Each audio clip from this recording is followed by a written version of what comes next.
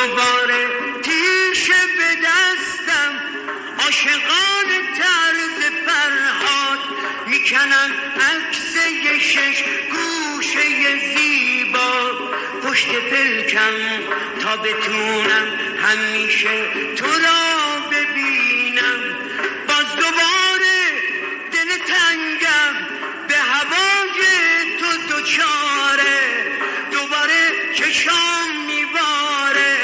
که آقام به هم بذاره که شاید بازم دوباره توی اون شهری که بی پایی نداره منو با زنجیر عشقش پای شش گوشه بیاره. لااقل شاید بتونم کنار مرقد عباس میون حریم احساس، کنار دست گل یاس، کنار مقام اصغر و همون قنچه حساس جونمو قربونی صورت ماهش کنم و تنمو نظر نگاهش کنم و سرمو پیشکش راهش کنم و جلو پای عاشقاش تو خونه سرخ تنم بتونم که دست دو پایی بزنم. آرزوم اینه دم مرگ یه سلام بدم به آقام، بنوشم جام وصال و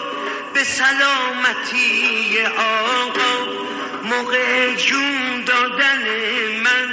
منو رو به کربلا بگردونید و روزه حضرت عباس بخونید و دور من سینه زنید و منو دیوونه کنید و تربتی زیر زبونم بذارید و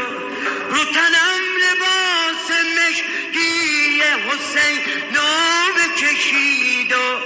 باز روسه اتش عشق بریزید و اشکاتونو رو تن من بپاشید و هر بله رو سینه من بکنید و استخونامو زیر پا بشکنید و تا که این